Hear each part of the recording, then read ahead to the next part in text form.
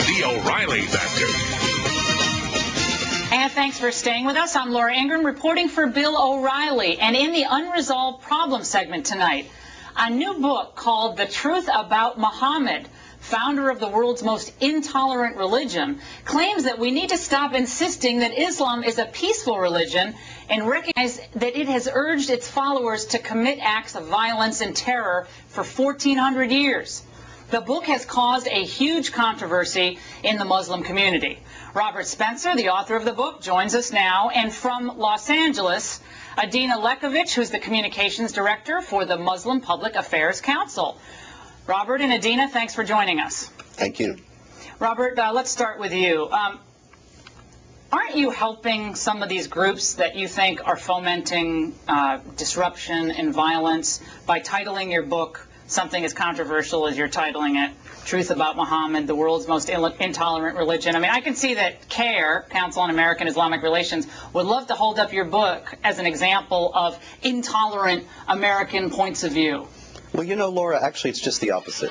When it comes to intolerance, the intolerance I'm speaking about was exemplified by the reaction to the Pope's words, by the murders and riots over the cartoons of Muhammad in Denmark, and so on.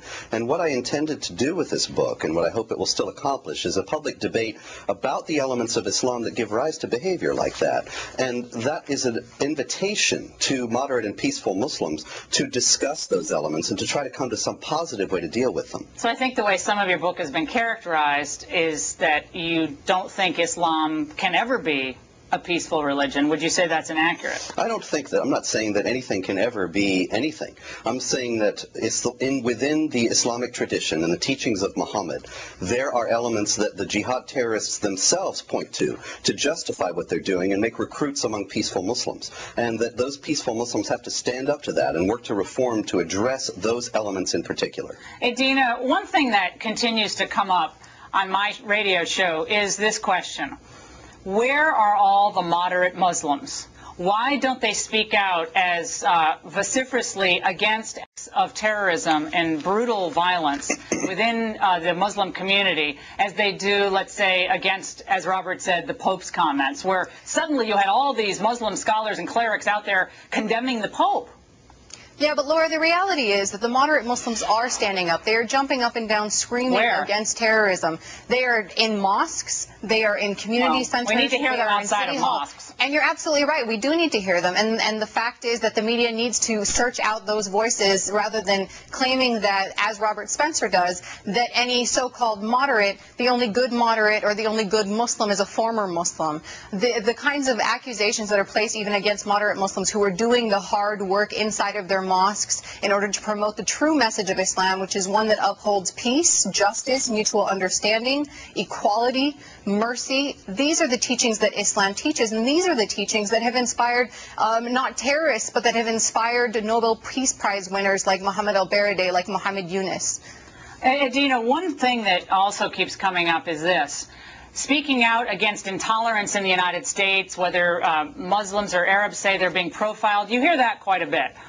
But you don't often hear Muslims in the United States condemning, again, vociferously, loudly on television, on radio, what's happening in Saudi Arabia. Christians can't proselytize in Saudi Arabia, but Muslims can certainly proselytize in the United States. They're not thrown in jail. If we paid more attention to the authentic discourse that is taking place every day within the mainstream American Muslim community, you would see that. But instead, when we turn our cameras towards those people who are jumping up and down in the streets, of course we're not going to hear them. If a tree falls in the forest and no one's there to see it, you know, right. It's the age-old thing. But Adina, let me just get this straight. Whoa, American Muslim scholars have issued a fatwa against terrorism. Adina, let me just get this straight. You're saying that it's the media's fault? There is no one person that is to blame, and Muslims need to be doing more in mainstream society, and the decision makers need to be doing more. To me, there is no doubt that when the Pope speaks out, it's publicized. There are plenty of people out there, and he's just condemned. Yeah. And Robert, I don't see that when it comes to the beheadings, the brutalization, what's happened when someone's watching World Cup in Africa. They're brutally murdered, a priest doing mass. Right. I don't hear those clash of civilization updates. No, you're absolutely right. There. It's this, you know, there were worldwide demonstrations, riots, innocent people murdered, about the Pope's remarks, and about the cartoons, and there are other incidents as well. But you don't see worldwide demonstrations burning Osama bin Laden in effigy. You don't see worldwide repudiation of the ideology of jihad that comes from the words and deeds of Muhammad. And this is what we desperately need to see if there's ever going to be peaceful coexistence on an indefinite basis between Muslims and non-Muslims as equals. Adina, let me just ask a question. And you are a moderate Muslim voice, and you are speaking out, and I applaud that. I think it's amazing. I try to showcase as many Muslims speaking out against this on my own show as I can find, and believe me, sometimes it's hard to find them, but I do find them. One thing that keeps coming up is proselytizing, and whether Muslims will ever sort of enter this ring, if you can put it that way, of people in this country who are always trying to convert each other. You know, Catholics are trying to convert Protestants, Protestants Catholics, but Muslims really seem to have a problem when Christians try to convert them. Do you see that? Well, there is no mandate. I mean, you have to look at it this way. Muslims, as they're ordered by the Quran, are not to work on or do missionary work. They're instead supposed to make people aware of what the religion teaches. So the idea of, of compelling others to join one faith or another goes what's going on in our prisons if it's not Muslim recruitment? I don't get that, Robert. We got to give Robert the last word on that. Well, yeah, there's a tremendous proselytization effort in America's prisons, actually, that's going on by the most radical elements that are trying to turn the alienation that the prisoners already feel to channel it toward jihad terrorism. Muhammad himself taught that unbelievers should be offered conversion or subjugation or war. Those are the only choices. That is false. That is absolutely false. Well, unfortunately, it's true. Understanding and inclusion, no. And you have to look at Read the Quran. I am reading the Quran, Robert. Chapter 9, verse 29. Chapter 9, verse 29. The solution to this problem seems to be to drive all Muslims into the ocean.